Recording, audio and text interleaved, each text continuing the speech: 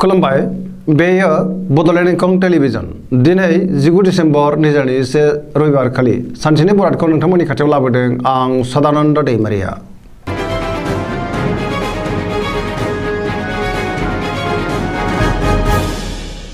सिगां फरायनो लादों मेष राशि गिबि हांखो अ ल। दिनैनि साना जोबोर मोजां, जेरावबो देरहासार जानो हागोन, बयजोंबो अनसायजागोन आरो गुबुननि गोसोखौ गोरलैयैनो बोनो हागोन, गुबुननि हेफाजाब मोनगोन। मावनो लानाय खामानिखौ थि समावनो आरो गोरलैयैनो मावफुंनो हागोन। सिगांनि बबेबा आद्रा खामानिखौबो दिनै गोरलैयैनो मावफुंनो हागोन।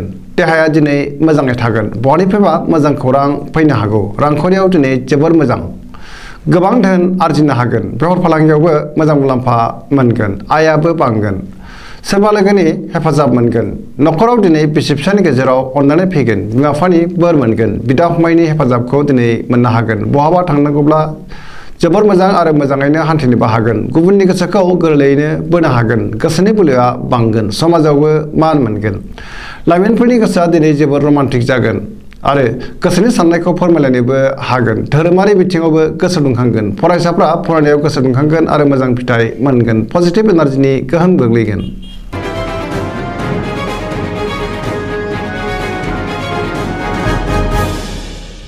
वृष राशि गिबि हांखो इ उ ब।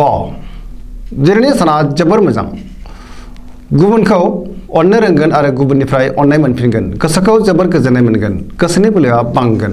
मावनो लानाय खामानिखौबो थि समावनो आरो गोरलैयैनो मावफुंनो हागोन। समाजावबो मान मोनगोन। रांखावरियाव जोबोर मोजां, गोबां धोन आरजिनो हागोन आरो मोननो गोनां धोनखौबो मोननो हागोन। बेफार फालांगियावबो जोबोर मोजां मुलाम्फा मोनगोन। न'खराव बिसि फिसायनि गेजेराव अननानै फैगोन, बिदा फंबायजों मोजां सोमोन्दो थागोन। देहायाबो दिनै मोजाङै थागोन, गुबुननि हेफाजाब मोनगोन। जायखि खामानि मावा मानो मोनफ्रोमबो खामानिखौनो गोरलैयैनो मावफुंलांनो हागोन। लोगोफोरनि अनसायनाय मोनगोन, गोसोनि बोलोआ बांगोन। गोसोनि साननाय आरो लुबैनायफ्रा मोगथाङाव जाफुंगोन। पजिटिभ एनार्जिनि गोहोम गोग्लैगोन। लाइमोनफोरा जोबोर रमान्टिक जागोन आरो गोसोनि साननायखौ फोरमायलायनो हागोन। बहानिफ्रायबा मोजां खौरां फैनो हागौ। पजिटिभ एनार्जिनि गोहोम गोग्लैगोन। सरासनस्रायै दिनै साना जोबोर मोजां आरो मोजाङैनो बारग'लांगोन।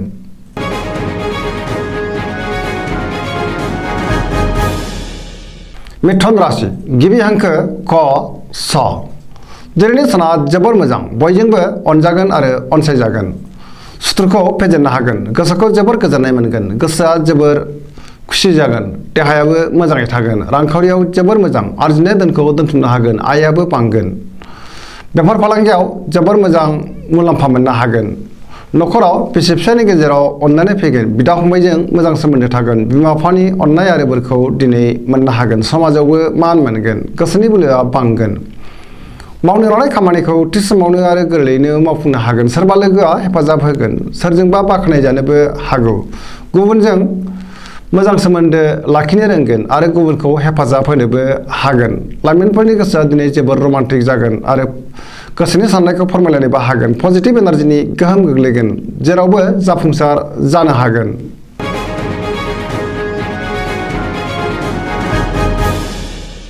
कर्कट राशि गिबि हांखो ड ड ह। दिनैनि साना मोजां आरो गाज्रिनि गेजेरजों बाबेनलांगोन। गोजोननि आंखाल जानो हागौ। गोसोखौ जोबोर उसाव बादाव मोनगोन। सोरबा लोगोनिफ्राय हरखाबै गाज्रि खौरां फैनोबो हागौ। गोसोनि साननायफोरा देबारनांगोन, गोसोआव नेगेटिभ साननाय फैगोन। मावनो लानाय खामानिखौ मावफुंनो हागोन। रांखावरियाव मोजां, नाथाय अब्लाबो खरसायाबो बांगोन।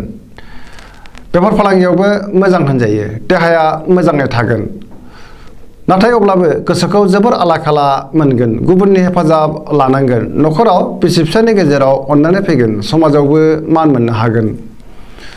फरायसाफ्रा फरायनायाव गोसो दुंखांगोन आरो मोजां फिथाइ मोनगोन।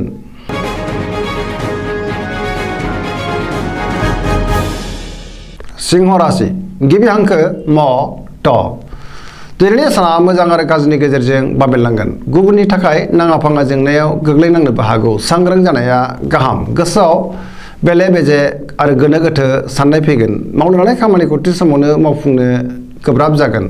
सोरबा लोगोनिफ्राय हेफाजाब मोनगोन। बहाबा दावबायहैनो खाबु मोननो हागौ। रांखावरियाव मोजां, मोननो गोनां धोनखौबो मोननो हागोन, आरजिनाय धोनखौ दोनथुमनो हागोन। बेफार फालांगियावबो मोजां होनजायो। गोसोनि साननायखौ गुबुननो फोरमायनो हागोन, न'खराव अनलायनाय फैगोन, समाजावबो मान मोनगोन, गुबुननि गोसोखौ बोनो हागोन। देहाया दिनै मोजाङै थागोन, अब्लाबो नाथाय जानाय लोंनायाव सांग्रां जानाया गाहाम।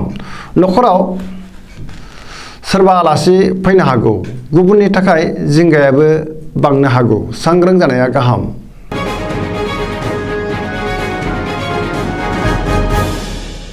कन्या राशि गिबि हांखो प ट। दिनैनि साना जोबोर मोजां, गोसोआव पजिटिभ साननाय फैगोन, गोथों आरो गोग्गो साननो रोंगोन, गियाननि आंखाल जानाय नङा। रांखावरियाव दिनै जोबोर मोजां होनजायो, नाथाय अब्लाबो खरसायाबो बांगोन। बेफार फालांगियाव मोजां मुलाम्फा मोनगोन, देहाया मोजाङै थागोन, अब्लाबो जानाय लोंनायाव सांग्रां जानाया गाहाम। गोबां सुबुंजों लोगो मोनज्लायगोन, न'खराव दिनै बिसि फिसायनि गेजेराव अनलायनाय फैगोन, गोबां खामानियाव मुखुब थानांगोन, सोरजोंबा गोबां अनजानो हागौ, गोसोखौ जोबोर गोजोननाय मोनगोन, पजिटिभ एनार्जिनि गोहोम गोग्लैगोन, सोरनिबा सायाव गोबां अननाय फैगोन आरो गुबुनजों अनजासोगारगोन।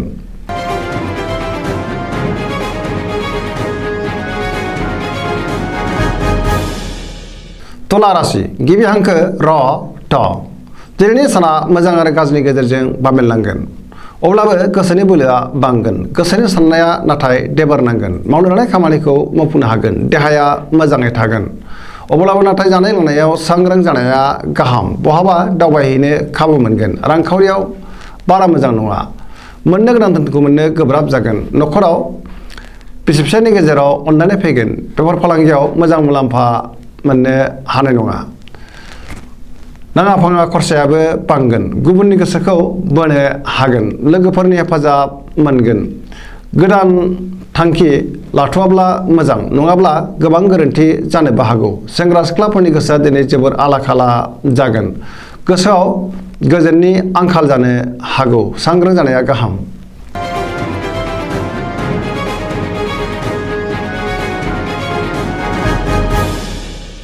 वृश्चिक राशि गिबि हांखो न स।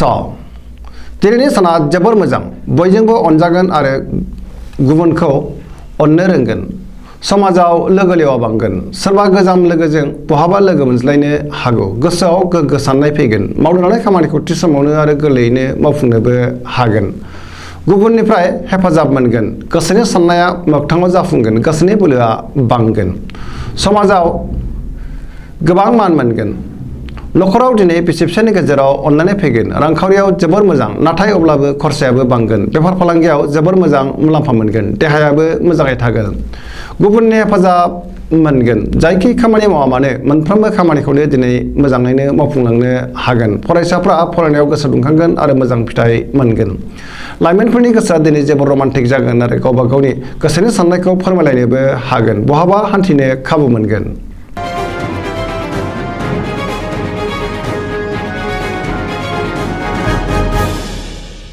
धनु राशि गिबि हांखो ढ फ भ। दिनैनि साना जोबोर मोजां, गोसोआव बोलो बांगोन, मावनो लानाय खामानिखौ थि समावनो आरो गोरलैयैनो मावफुंनो हागोन, गोसोनि साननाया जाफुंगोन, रांखावरियाव दिनै जोबोर मोजां होनजायो, आरजिनाय धोनखौ दोनथुमनो हागोन, मोननो गोनां धोनखौबो मोननो हागोन, बेफार फालांगियाव जोबोर मोजां मुलाम्फा मोनगोन, समाजावबो दिनै गोबां मान मोनगोन, न'खराव सोरबा आलासि फैनो हागौ, देहाया दिनै मोजाङै थागोन, बिमा बिफानि अननाय आरो बोरखौ मोनगोन, बिदा फंबायनि हेफाजाब मोनगोन, बहानिफ्रायबा मोजां खौरां फैनोबो हागौ, लाइमोनफोरनि गोसोआ दिनै जोबोर रमान्टिक जागोन, फरायसाफ्रा फरायनायाव गोसो दुंखांगोन आरो मोजां फिथाइ मोनगोन, सरासनस्रायै दिनै साना जोबोर मोजां आरो मोजाङैनो बारग'लांगोन।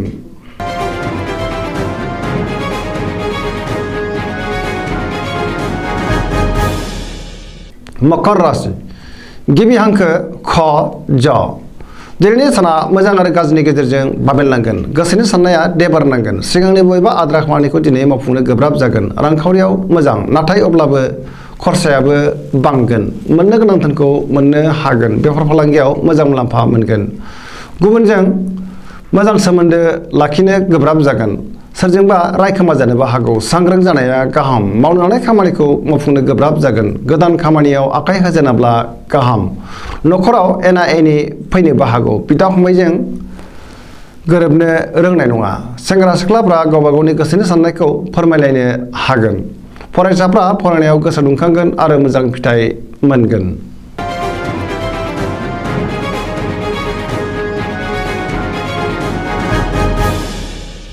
कुम्भ राशि गिबि हांखो क स स दिनैनि साना जोबोर मोजां गोसोखौ दिनै जोबोर गोजोननाय मोनगोन मावनो लानाय खामानिखौ थि समावनो आरो गोरलैयैनो मावफुंनोबो हागोन बहानिफ्रायबा मोजां खौरां फैनो हागौ समाजाव दिनै गोबां मान मोनगोन गोबां मुंदांखा सुबुंजों लोगो मोनज्लायगोन रांखावरियाव जोबोर मोजां होनजायो आरजिनाय धोनखौ दोनथुमनो हागोन बेफार फालांगियावबो जोबोर मोजां मुलाम्फा मोनगोन आयआ बांगोन नखराव बिसि फिसायनि गेजेराव अनलायनाय फैगोन गुबुननि हेफाजाब मोनगोन बिमा बिफानि बोर मोनगोन बहाबा दावबायहैनो खाबु मोननो हागौ आरो मोजाङैनो हान्थिनोबो हागोन पजिटिभ एनार्जिनि गोहोम गोग्लैगोन सरासनस्रायै दिनै साना जोबोर मोजां आरो मोजाङैनो बारग'लांगोन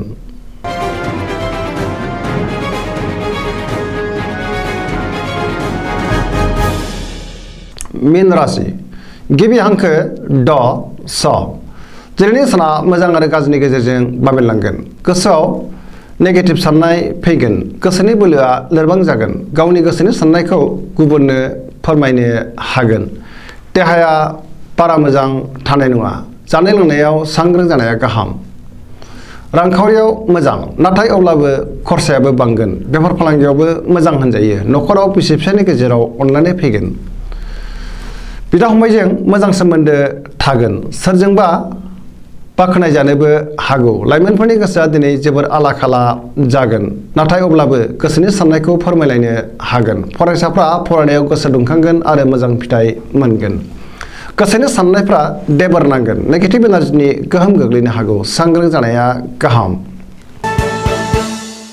दिनैनि राशि फरायनाया एसेनोसै जोबनायाव बेखौनो खावलायो जाहाथे नोंथांमोना सानफ्रामबो जोंनि बे बड'लेण्ड इंखं टेलिभिजनखौ नायबाय थायो आरो साबस्क्राइब खालामो लोगोसे लाइक खालामो आरो शेयार खालामो एसेनोसै गोजोन्थों।